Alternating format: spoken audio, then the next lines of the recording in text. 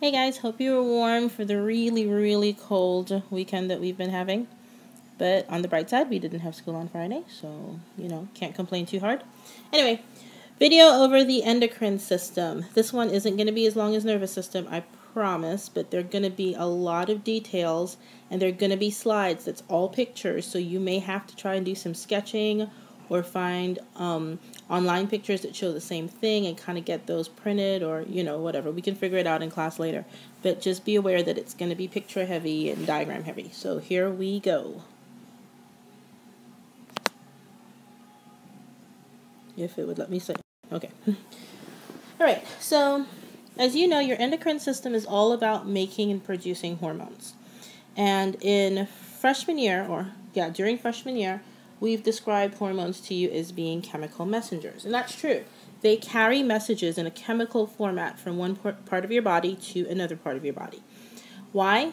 It's to help your body regulate, and it's to help your body to stay in touch and in communication with all of its parts and pieces. As you know, your body's quite large, and it's not necessarily easy to send a message from your brain all the way to your big toe unless you had a messenger, and that's what hormones do. They play the role of the messengers. Whenever I think of them, I think of like our UPS or mail delivery people in their little trucks, how they drive around and bring our mail. That's kind of what our hormones do for our body. So they're in charge of day-to-day homeostasis, keeping your body in balance exactly as it likes to be when it's at its very best, but they're also in control of large-scale regulation for when our body isn't at its best, when we have changes that need to be managed. So things like making sure that you have the right amount of glucose in your system or the right amount of ions in your system like calcium and potassium and sodium. Making sure that your body is actually doing catabolism and anabolism, which makes up your metabolic rate. Make sure that you are breaking down the things we need to break down and that we're building the things that we need to build. Sending messages letting the various parts know when it's time to grow or not grow, or when it's time to develop and change, and when it's time to mature. And then lastly, making sure that we are capable of and ready to reproduce when it gets to that point. So that's pretty much all of the responsibilities of a hormone in a nutshell. So an animal system, of which humans fall under that umbrella term, relies on two systems for regulation. And we've talked about one of them already, the nervous system. We're going to talk about the endocrine system today. You're going to realize that the nervous system, the endocrine system, the immune system, all interact with each other and relate to each other. And they also all utilize and heavily rely on cell communication, which is why we did that before we got to any of the body systems. So, unlike most of the animal systems or the body systems that you contain, the endocrine system doesn't really have major organs. Like when we think of the nervous system, we think of the brain. When we think of the circulatory system, we think of the heart. We don't really have that in the endocrine system. There are a bunch of small organs that interrelate and kind of help the system to work as a whole. So things like your adrenal glands, which are found on top of your kidneys, and your pancreas, which is responsible for releasing, glucose responsible for releasing insulin, and your pituitary gland and your thyroid gland and your thymus. All of these are organs that are part of your endocrine system, but they're really small. They're not these huge, major organs that we normally think of. So we normally describe it as a system of what we call ductless glands, and they secrete chemical signals straight into the blood. So the signals that they make go straight into your bloodstream, and then your bloodstream takes them from part A to part B or wherever. These chemicals act and travel to what we call target tissue. So each chemical is made with a specific reaction and a specific target point in mind. The target tissues are going to have cells, obviously, and those cells are called target cells, and they have receptor proteins which are capable of interpreting the message that these hormones are bringing. The result is going to be a slow, long-lasting response. So the endocrine system results in slow but long-lasting response. Unlike your nervous system, which is a series of neurons, all of these cells that are interconnected, that transmit mostly electrical signals and chemical signals in the form of neurotransmitters to target tissues.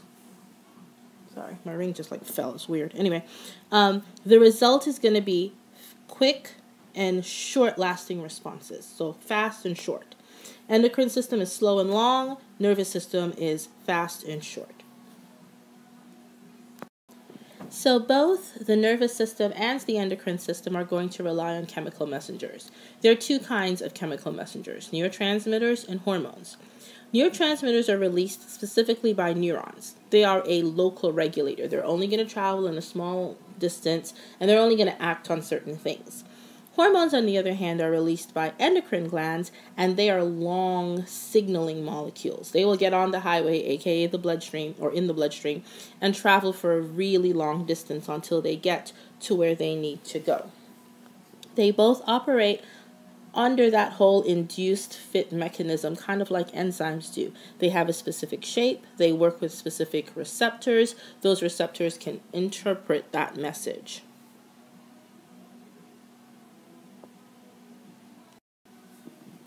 So we can take all of our hormones and break them down into classes. And there are two main kinds, protein-based hormones and lipid-based hormones. And literally the name tells you what they're made of. So protein-based hormones are going to be polypeptides, and good examples of those would be insulin and ADH. They can also be glycoproteins, and those tend to be larger, and they have some kind of carbohydrate group attached to them as well. A lot of the hormones that regulate the female reproductive cycle, like FSH and LH, follicle stimulating hormone and luteinizing hormone, they're going to be glycoproteins. We can also have amines, which are modified amino acids. And that's where, remember us talking about adrenaline? Remember its science name is epinephrine. So epinephrine and melatonin would be examples of hormones that are amines. Then we have lipid-based hormones. So classic ones would be our steroids, which are those modified cholesterol rings. Remember, they're the 4 fused rings. And a lot of our sex hormones, like testosterone, would be a lipid-based hormone, and aldosterone would also be a lipid-based hormone. And later on, you will find out what some of these hormones that you're not familiar with, what they do and where they're made and all of that. So, how do they behave? Well, it depends on if they're lipid-based or if they are protein-based.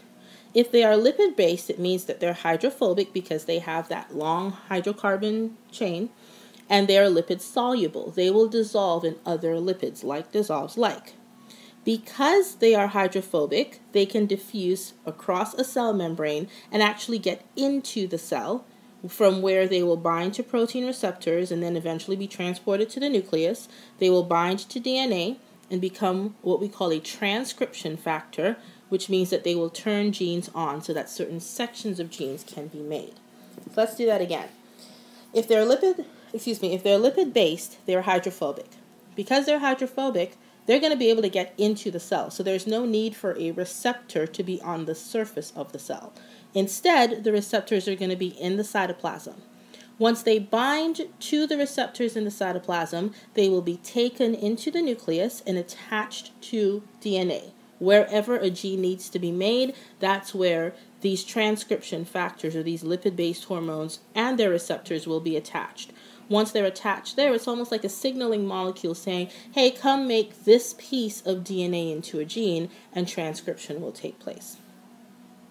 Now, if they're protein-based hormones, they're not going to be hydrophobic. Instead, they are hydrophilic, which means that they like water. They don't like oils and fats and waxes, so they will not be able to dissolve in oils and fats and waxes. Think of the classic oil and water not mixing. Because they're hydrophilic, they won't diffuse across the cell membrane, which means that the receptors are going to have to be on the cell membrane surface. So they bind to protein receptors on the cell membrane, that is going to trigger, remember that cascading effect where we, like with G protein, for example, where once we bound, we sent off a signal in the form of G protein and that activated a bunch of stuff. That's exactly how these protein-based hormones will work. Once they bind to their receptors, they're going to trigger a secondary messenger pathway. So a protein gets activated, it activates another and another and another and another and another until we get that internal cellular response that we're looking for. A lot of times this is going to be some kind of enzymatic action. All right, so here's the diagram form to show you how these lipids work. I need to adjust this real quick, so hold on 1 second for me.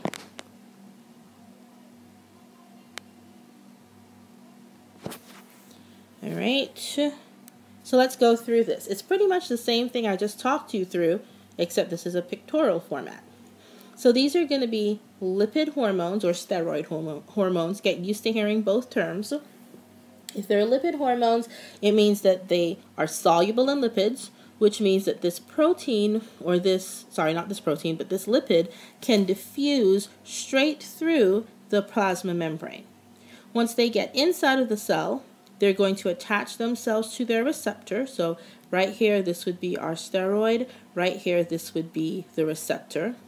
Once they attach to their receptor, they're going to diffuse through the pores of the nucleus, or the nuclear membrane, and they're going to attach themselves to whatever section of DNA needs to be transcribed. At this point, they are a transcription factor.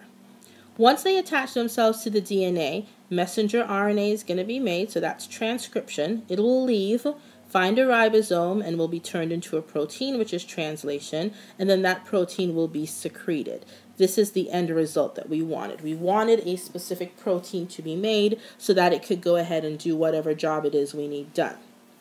So that secreted protein could be a whole bunch of different things. Normally, it's going to be some kind of growth factor for hair, bone, muscles, sex cells, just whatever your body needs at that point. Now, with protein hormones, it's a different process. They are hydrophilic, so they can't diffuse through the cell membrane. They're going to have to bind to a receptor that's already on the cell membrane. So this is what's happening right here. This is the protein hormone. This right here would be its receptor.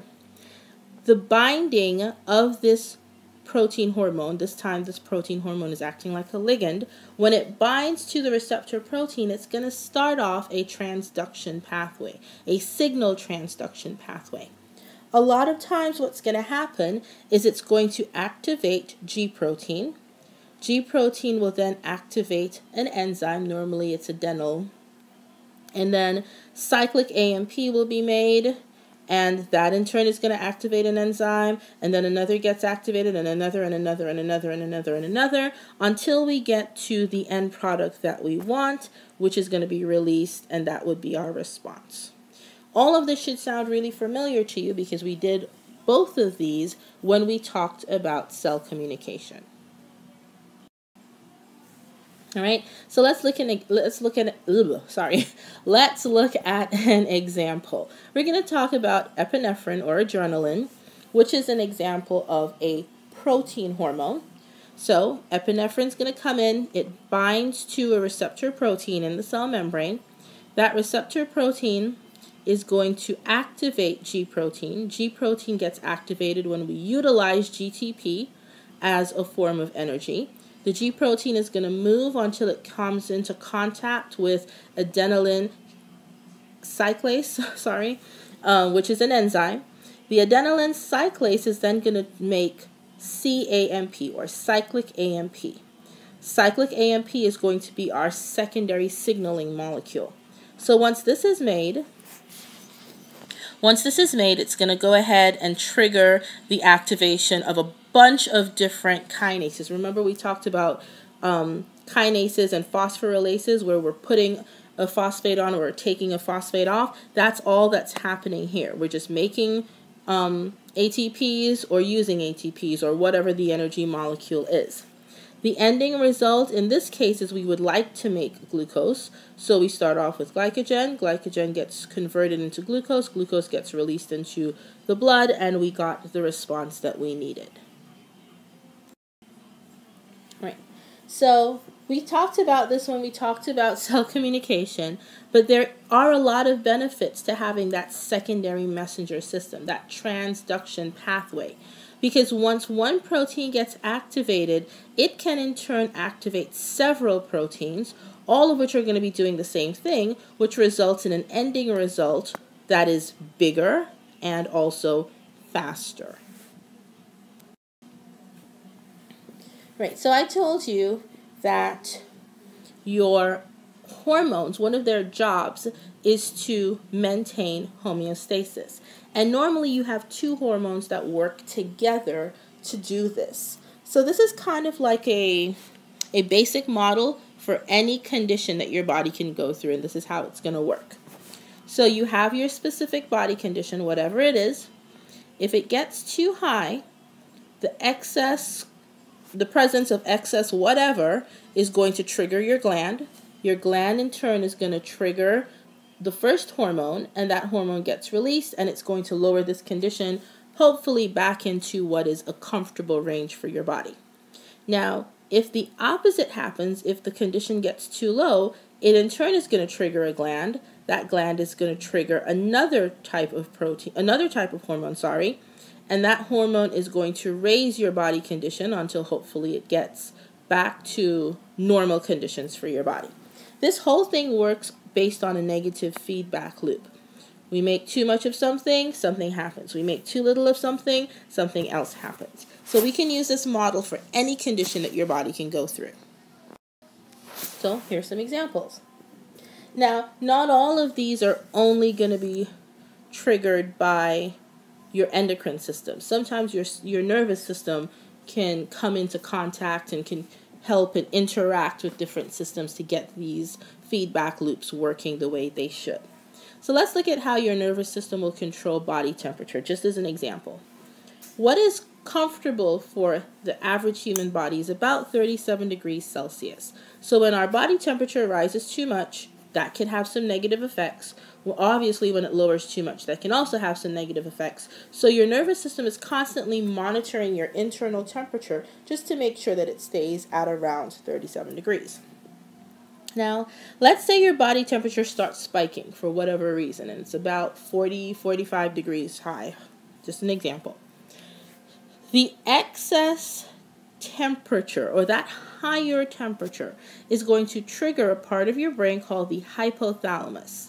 So that's kind of where your body's internal thermometer resides. The hypothalamus is then going to send a series of nerve cells to various parts of your body, primarily to your skin and to your blood vessels. And this is the result of those nerve signals.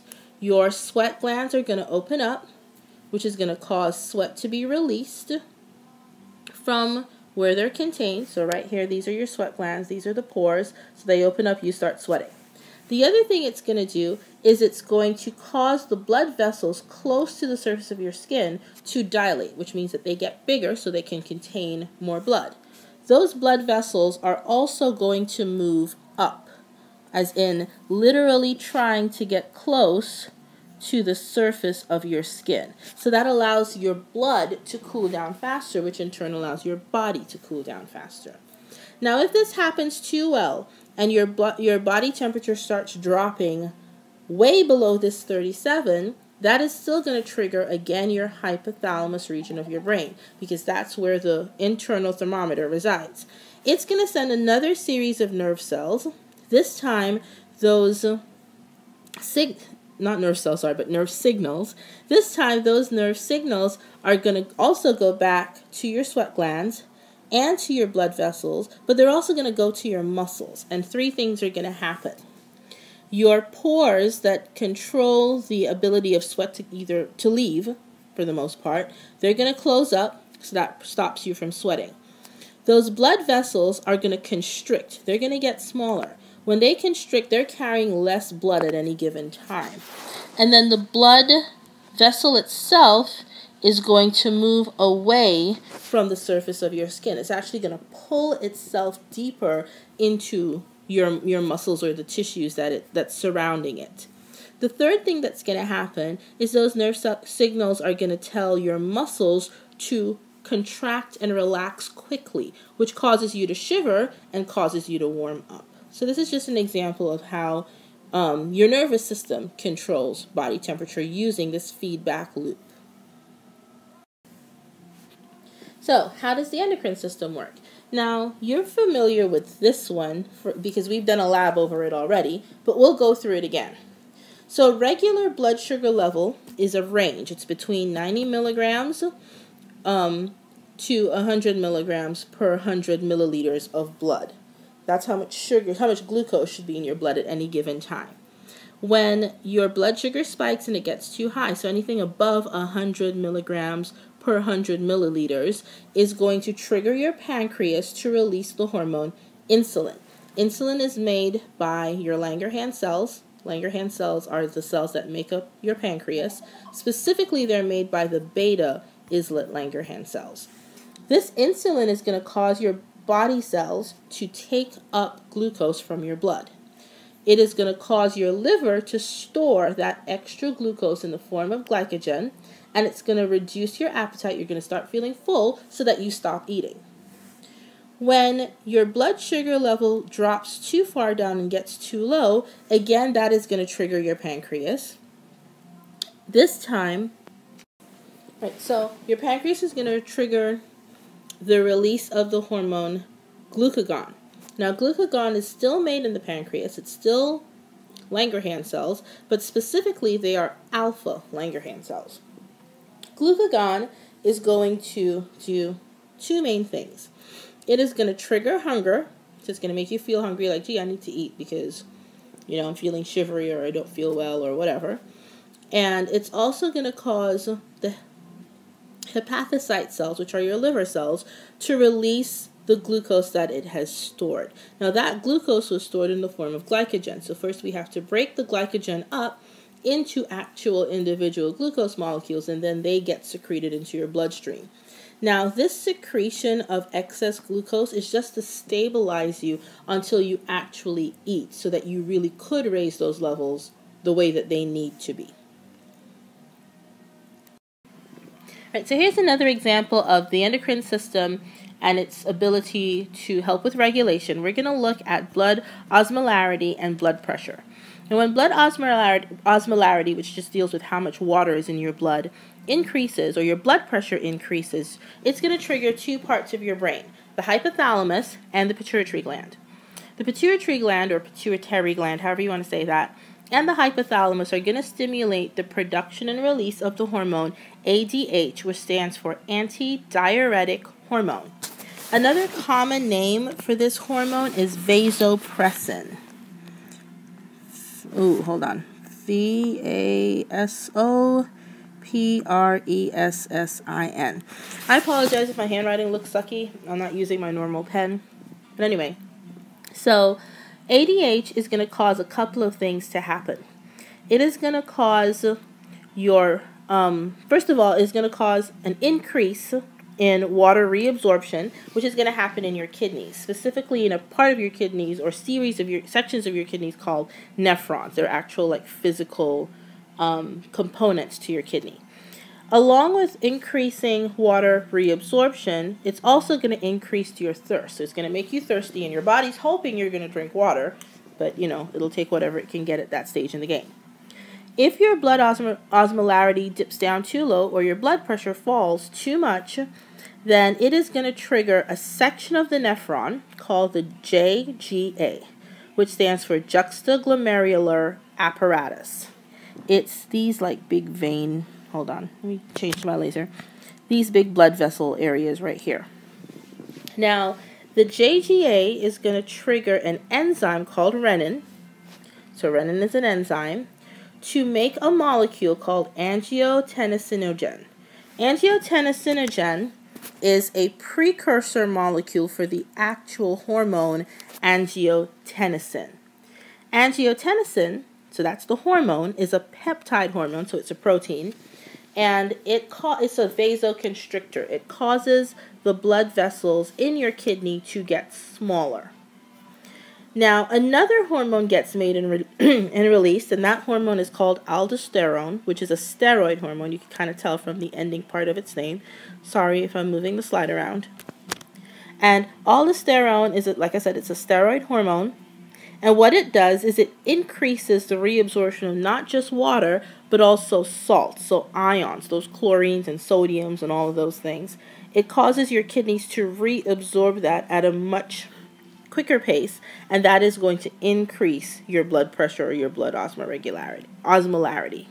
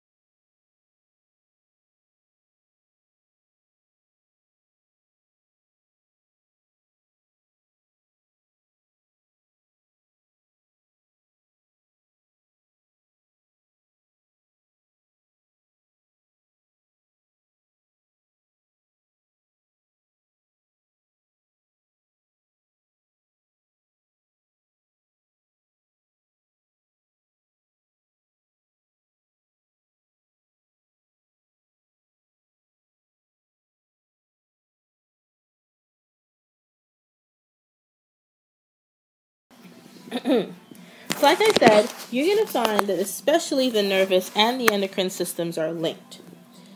I like to think of it as them having two main control centers, and then everyone else is kind of like their minions. It's kind of like the CIA and the FBI. They kind of work together, but they don't necessarily really like each other. So the hypothalamus is the master nerve control center of your body, and of course it's found in the brain. It is specifically a part of the nervous system, and it is the section of your brain that's really going to receive information from all of those different nerves about what the internal conditions of the body is presently. It can release hormones, and it's going to regulate the release of hormones from the pituitary gland. So the pituitary gland is like the master gland. The hypothalamus is the master nerve control, then the pituitary gland is the master gland. It makes quite a few of the hormones that your body utilizes. So it is part of the endocrine system, and it secretes a bunch of different tropic hormones that regulate other glands in your body to do their job. So let's look at what some of these hormones are. There are tons of them. Now, even though the pituitary is such a small gland and such a small part of your brain, it's actually divided into two sections, the posterior and the anterior. Those anatomy people would know that the posterior is found behind and the anterior is found in front. Now, the posterior only really secretes two important hormones, whereas the anterior secretes a bunch. So let's just go through. We'll start on this side and make our way around. So we have antidiuretic hormone, or ADH. We've already talked about this in its function. There's oxytocin, which controls the muscles of your uterus. If you are female, if you are male, you don't have it. There is melanocyte stimulating hormone, or MSH, and this actually stimulates the production of melanocytes in amphibians, which is one of the reasons that they can do some of those cool color-changing things that their skins can do. Then there's prolactin, also known as PRL, and it stimulates the mammary glands in mammals. There is gonadotrophic hormones, and there are two of them. FSH, or follicle stimulating hormone, and luteinizing hormone, or LH. They work actively on both the ovaries and the testes. Then there's growth hormone, or GH. Those work on both bone and muscle. And there is ACTH, or adrenocorticotropic hormone, that work on your adrenal glands, specifically your adrenal cortex, so the middle section of your adrenal glands. There is thyroid stimulating hormone, or TSH, and that works on your thyroid. Now, they're called tropic hormones because all of these kind of have the same function. They are there to stimulate development and production of certain things in the specific endocrine glands that they target. Now, once more, we're going to see how evolution is going to rear its ugly head. Let's just, to be funny about it. There is homology in hormones. A lot of the hormones that humans have and use on a daily basis are found in lots of other eukaryotic organisms. So let's look at prolactin as our example. Prolactin is one of those hormones that's kind of everywhere. It's in mammals, it's in birds, it's in fish, and it's in amphibians, but it does different things in all of them. So in mammals, like I told you, prolactin stimulates milk production. It stimulates those mammary glands to produce milk. On a side note, I had a professor that always used to say he never understood why breasts fascinated men so much, because they were just large sweat glands. Technically, that's what they are. They're glands, and they make milk, and they can also sometimes produce sweat. So, interesting side note. Moving on. So, like I was saying, prolactin stimulates milk production in mammals. In birds, it stimulates fat production. In fish, it stimulates the balance between water and salt. In amphibians, it stimulates metamorphosis and maturation. Prolactin can also kind of lead into growth hormone. Like, you add a couple more things on it, on its chemical structure, and you have growth hormone. Growth hormone, in turn, is going to stimulate growth and development of the organisms it's found in. So what does this tell you? It tells you that the genes for prolactin are conserved through eukaryotic organisms. And how could these hormones have different effects? Because they have different target tissues and cells. Okay? The effect of the hormone is directly related to what part of your body it is acting on. So that's why this one hormone can have 4 or 5 different effects. Another function that I said the endocrine gland, or the endocrine system, has is regulating metabolism. So all the things you break down, all the things you build together, that's your metabolism. All of the chemical reactions happening in your body. There are two main hormones that kind of control all of it. The first one is called TRH, and the second one is called TSH. It gets a little confusing. The hypothalamus makes and secretes TRH. TRH stands for TSH releasing hormone. It is going to cause the anterior pituitary gland to make and release TSH. TSH stands for thyroid stimulating hormone. TSH is going to act on your thyroid gland. It is going to cause your thyroid gland to produce thyroxine hormones. Thyroxine hormones are made from tyrosine and iodine. Now, these thyroxine hormones are going to have a whole bunch of different effects, but primarily what they affect would be your metabolism and your development. Things like your mental development, bone growth, the use of your energy, your blood pressure and heart rate, your muscle tone, your digestion, even your reproduction. So that's why people who have issues with their thyroid, sometimes they tend to be bigger. They're not utilizing their, like burning fat the way that a regular or normal person would. And it's because either your thyroid gland isn't making thyroxine hormones, or your pituitary gland isn't making TSH, or your hypothalamus isn't making TRH, but they're all kind of interconnected. Again, this is going to work by, a feedback loop. Let me move this up a little bit so I can see the diagram a little bit better. And it's going to be a negative feedback loop. So, your hypothalamus gets triggered, normally because you don't have enough TSH being released. So your hypothalamus gets triggered. It is going to trigger your pituitary. It's going to make TRH, which is going to trigger your pituitary gland to make TSH. TSH is going to cause your thyroid gland to make thyroxine hormones. If too many thyroxine hormones are in the system, that is going to cause a negative feedback. Sorry, hold on, I'm moving the slide. That is going to cause a negative feedback to go back to the hypothalamus saying, hey, there is enough thyroxine, stop making TRH, and it will stop until the levels balance themselves out again. So again, negative feedback, all about regulation. Now, what happens when this doesn't work? What happens when you have deficiencies? And it's not a very regular condition, especially you don't really see it in America. Actually, you don't really see it throughout the world anymore. But at one point in time, there was a condition called goiter that existed specifically because of iodine deficiencies. It caused, hold on guys, my mom's calling. Yeah, sorry about that. My mom says hi, by the way. Anyway, so it causes your thyroid, which sits just, if you're, think of the region of your Adam's apple, like in the middle section of your throat. That's where your thymus sits. And actually, it kind of wraps around your windpipe a little bit.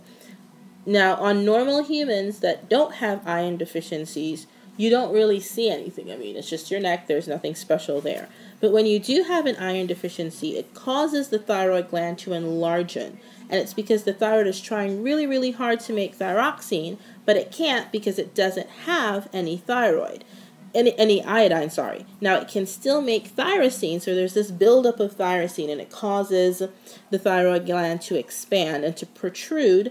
And on people, we see it as this really big neck swelling almost. Now, this condition still does exist. It's just not rampant because a lot of companies that produce salt have iodized their salt. That's why nearly every salt that you find will say iodized salt on it, because people use salt, so it's a guaranteed way for you to get the iodine in your body that you need. So your thyroid gland is an active part of your endocrine system, and it produces, hold on, let me move this up. It produces two hormones, one known as calcitonin and the other known as parathyroid hormone. Now, there are two regions to the thyroid. There is the parathyroid and the thyroid. So you have to get that straight in your mind first. So one of the things that is dissolved in your blood, or one of the elements that's dissolved in your blood is calcium. You need to have a certain blood calcium level. Normal is about 10 milligrams per 100 milliliters of blood. If that level rises too much, it's going to stimulate your thyroid to make and release the hormone calcitonin. Calcitonin is going to cause your kidney to decrease how much calcium it is reabsorbing when it filters your blood. It is also going to take any excess calcium that it can find in your system and deposit it in your bones. So your bones are acting kind of like a calcium reservoir for your body. When calcium levels get down too low, now if you have really elevated levels of calcium, one of the things that it can result in is kidney stones. When your calcium levels dip down too low, it is going to activate your parathyroid, or signal to your parathyroid to produce parathyroid hormone. Parathyroid hormone is going to cause your kidneys to increase the reabsorption of calcium when it filters your blood, and it's also going to cause the release of calcium from your bones.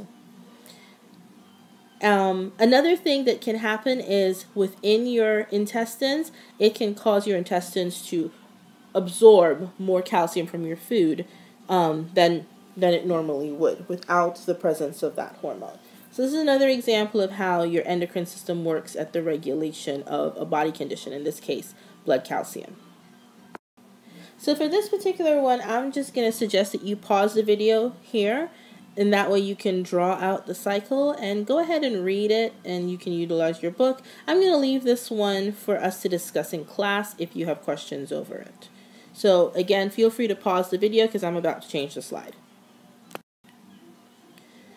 Okay, this picture is directly related to the reproductive slide that we just finished, and pretty much it just shows when you have high levels of FSH and you have high levels of FSH, which is the purple, and really high levels of LH. You're going through your ovulation period, and your uterus lining, of course this is women, would be building itself back up, getting itself prepared so that it can accept a baby. You have egg development taking place and egg release taking place. And then we have a high level of estrogen, which is the ovarian hormone you need so that your eggs can be released and all of that. So it just shows that in the 28-day cycle, for which most women are normal, the levels of the different hormones and what's happening at each stage along that those 28 days. So again, if you need clarification, ask me in class and we'll go over it. All right, hopefully this was not very painful. Picture of the tallest man that the world is aware of. He was about 8 feet 11 inches. Direct responsibility of an overproductive growth hormone. So pituitary gland overproducing growth hormone, and it just caused him to be super, super tall. All right, I like this particular slide because at this stage in your life, this is a big factor, and it just shows how your body deals with that. So, hope you have an enjoyable, one day left until we have to go back to school on Monday, assuming road conditions are good. See you soon.